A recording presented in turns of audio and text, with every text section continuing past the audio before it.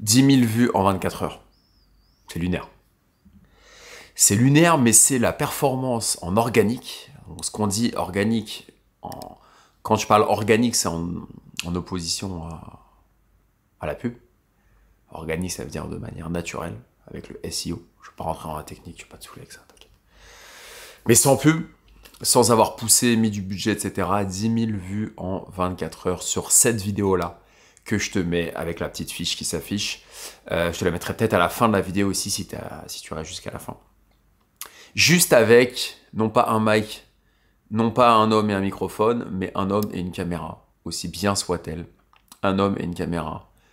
L'horlogerie qui donne un point de vue, c'est ça la thématique depuis le début avec Tocant. On a expérimenté des petites choses, des petites digressions. On a allumé les lumières, on est sorti dehors. Mais l'essence, c'est ça. L'essence même de ma chaîne depuis 2019, c'est ça. C'est ce que tu es en train de voir aujourd'hui. Alors, merci en tout cas pour ces statistiques incroyables. J'ai lu les commentaires, je n'ai pas répondu à tout le monde. Mais vraiment, 10 000 vues en 24 heures sur YouTube, Dieu sait si tu fais du contenu que c'est très difficile de faire 10 000 vues en 24 heures sur YouTube. Quand tu n'as pas un invité connu, quand tu fais pas d'ads, etc. Donc ça, franchement, ça prouve que ça fonctionne et que c'est différenciant. Est-ce qu'il faut encore investir dans les montres en 2024? J'avais traité cette thématique-là à l'époque où je faisais justement ces vidéos-là, donc 2020. 2021, on va dire, ouais, 2021, l'époque à peu près du premier confinement et sortie de premier confinement. C'est à cette époque-là que je faisais ça et j'avais déjà sollicité vos avis. Je ne sais pas si tu es là depuis le début, n'hésite pas à me dire depuis quand tu connais la chaîne. Est-ce que tu viens de découvrir avec la récente mise en lumière justement des dernières vidéos ou est-ce que tu es un abonné de la première heure? Moi, ça m'intéresse de savoir. Donc tout ça, les échanges, les énervements, les bonheurs, les joies, c'est en commentaire, c'est là que ça se passe. Attends, faut que je boive un petit coup.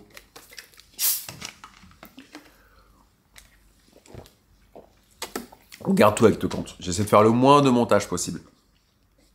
Même s'il y a un livreur Amazon qui me livre du matos et que ça sonne. On va essayer de le garder.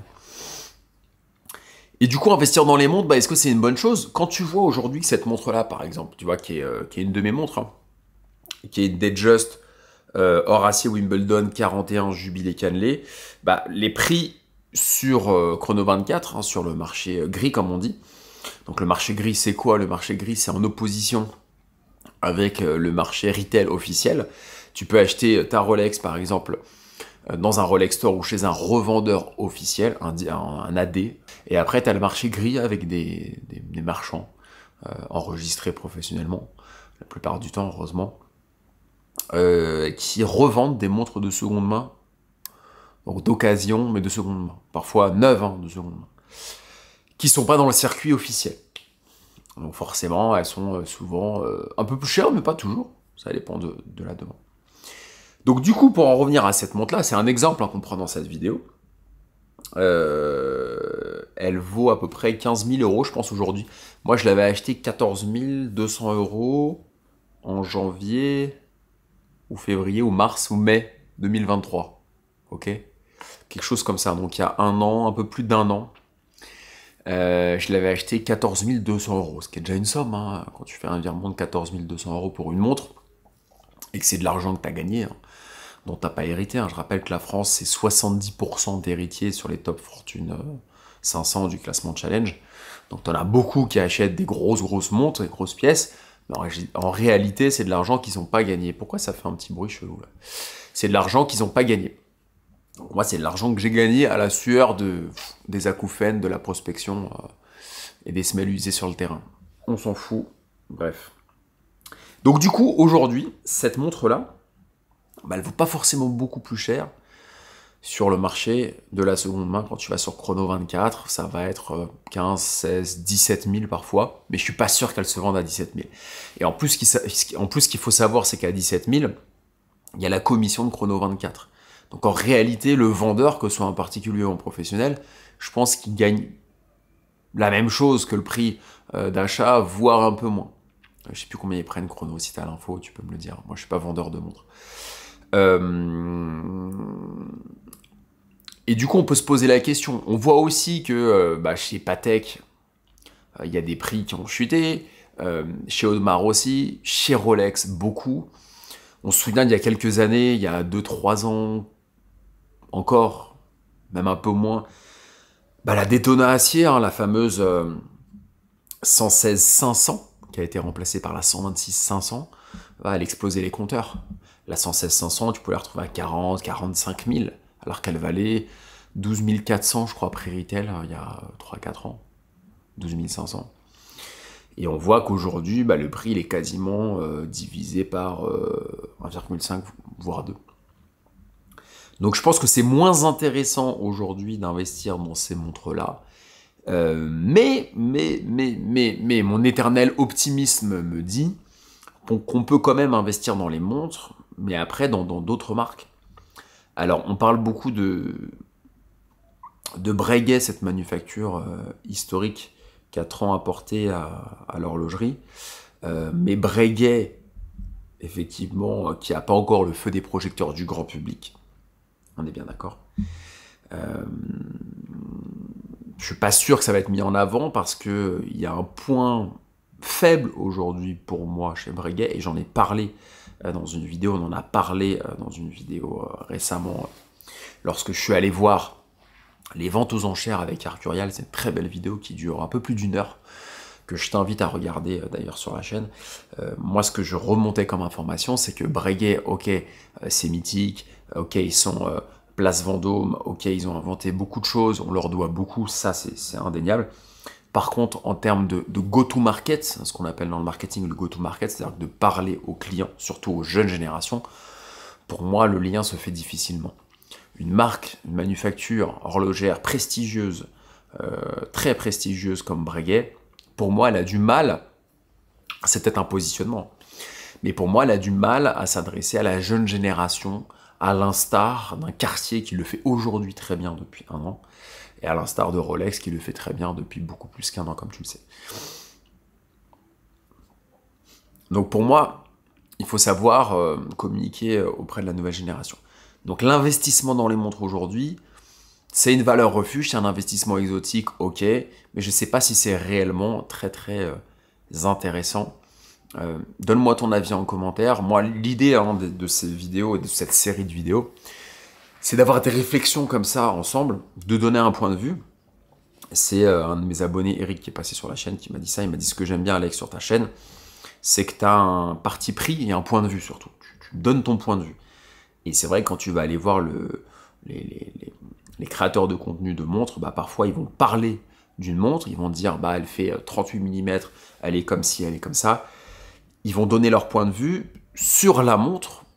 Je suis ok que c'est ce qui nous intéresse en priorité, mais ils vont pas donner forcément leur point de vue sur une vision un peu plus large, avec un peu plus de hauteur, en disant bah, l'horlogerie c'est comme ça, la perception, etc. Ils ont moins d'état d'âme, et je trouve que ce qui est intéressant, c'est pour ça que les youtubeurs de bagnole cartonnent, c'est que si tu prends les gros youtubeurs de bagnole, je ne vais pas les citer, on s'en fiche, mais souvent ils donnent leur avis, ils font des vidéos un peu off, ils disent voilà, qu'est-ce que ça va apporter, ce que je pense, le coup de gueule, le truc, en fait ils ont vraiment un...